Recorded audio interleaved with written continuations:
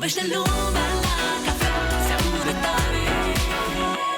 Bruxismul sau scrâșnirea involuntară a maxilarului este o afecțiune care, prin frecarea dinților în mod inconștient, duce la deteriorarea acestora. De cele mai multe ori, pacienții nu știu că suferă de bruxism până când partenerul lor le atrage atenția asupra zgomotului produs în timpul nopții.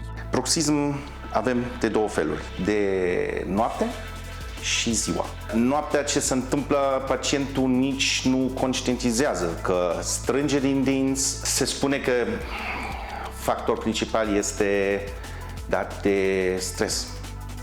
Și se observă, în ultimii ani avem în ce în ce mai mulți pacienți cu bruxism.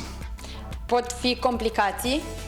Complicații în sensul, în timp, că dinții se abrazesc foarte mult, apare sensibilitate la rece, la cald, datorită faptului că se tocește substanța dentară foarte mult. Diana a venit la medicul stomatolog pentru că în urmă cu ceva timp a început să scrâșnească din dinți și de atunci are disconfort în partea stângă a maxilarului. În urmă cu un an de zile am simțit în partea stângă o pocnitură și dimineața când la spălatul pe dinți, la fel, îmi pocnește în partea stângă și am venit la un control.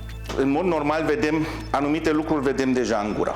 Cum am spus, deci dinții tociți, se vede clar. Dar și când facem consultația și punem pe pacientul să mișcă mandibula în anumite poziții, atunci vedem deja niște contacte premature, de exemplu, da? În anumite cazuri, când palpăm aici la musculatura, că este mai contractat, de exemplu,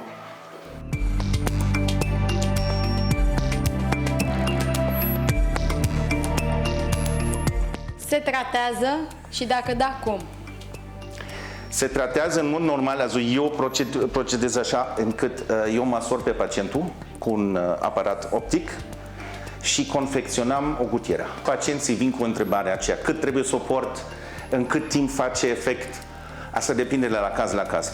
Trebuie să le spun ceva și spun de obicei o lună. Deci după o lună vorbim și după o lună vedem rezultatul. Vorbește lumea la cafea.